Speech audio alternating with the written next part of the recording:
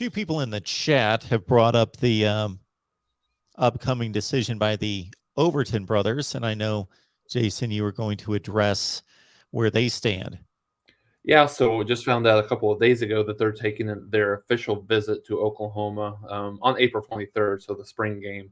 They're going to be there, and so it's a little bit. I think most people know, but following the recruitment of Lebbeus Overton and then his older brother Micaiah Overton, they're pretty much a package deal at this point. Lebbeus reclassified. He was a 2023 kid, reclassified to the 2022 class fairly late in the recruiting cycle.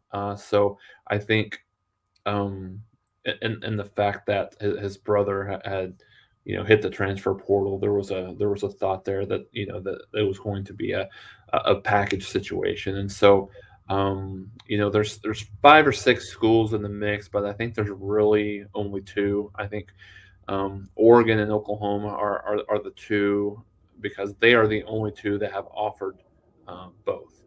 Now, should somebody like A&M or should someone like Alabama or somebody decide to offer both of these kids, now maybe there's a different player there. But like Oklahoma's chances here, it wasn't something that I was super optimistic about early on in the process. I thought that he was most likely bound for Texas A&M, but I think based on the fact that Oklahoma and Oregon, for that matter, are the only ones that have offered both of these kids, and the fact that their father, both of obviously the kid's father played at Oklahoma in the 90s, I believe it was, and so this is specifically Lebbeus. I think he's probably a little bit of a better prospect right now than his brother, but I think he's a guy that could potentially play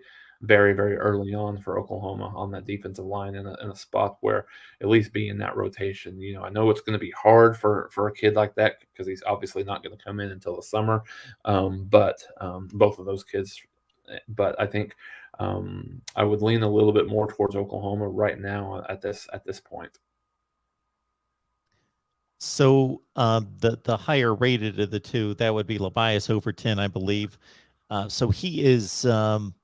So we're talking the 2022 class. Yeah. So everybody was signed for the most part. When I say everybody, obviously not everybody, but 99% signed and off the board back in February. So you still have him as a top 5 rated defensive lineman, basically top 6 in the country.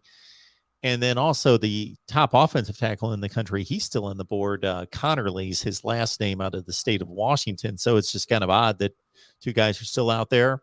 That happened a little bit more frequently because of COVID and the pandemic and the lack of visits last year. But to see two guys of that caliber still on the board. And my most obvious question was going to be, but you cleared it up for us, and some of my research as well, was two brothers from Georgia. Why are they looking at Oklahoma and Oregon? Well, the legacy connection, as you just outlined. Then, of course, you got to think that Dan Lanning, being the defensive coordinator at Georgia, who had highly recruited them on that side of the football, boom, he's gone to Oregon to become the head coach. So there's the obvious tie there. Yeah, and like I said, it's a position of need, really, for Oklahoma. I mean, Lebbeus is such a great prospect. He's a take guy, regardless of if it's a real need or not. But yeah, no, I think that's going to be really important. And the Connerly kid, I know Oklahoma's in on. I don't necessarily love Oklahoma's chances of getting him right now, but Oklahoma still is in the mix for him as well. So it'll be interesting to see how that plays out. And Venables and the team has really talked a lot about still continuing to be aggressive in the transfer portal. So wouldn't be surprised at all to see if kind of Oklahoma gets in the mix with some of that stuff post spring, right? Because there's going to be some kids that are not happy with where they're at from a playing time perspective and the depth chart side as well. So there'll be obviously a lot of activity, and I think Oklahoma is going to continue to be maybe not necessarily will be this way going forward. But based on kind of the timing and how everything happened, I think Oklahoma will continue to be pretty aggressive into that transfer portal.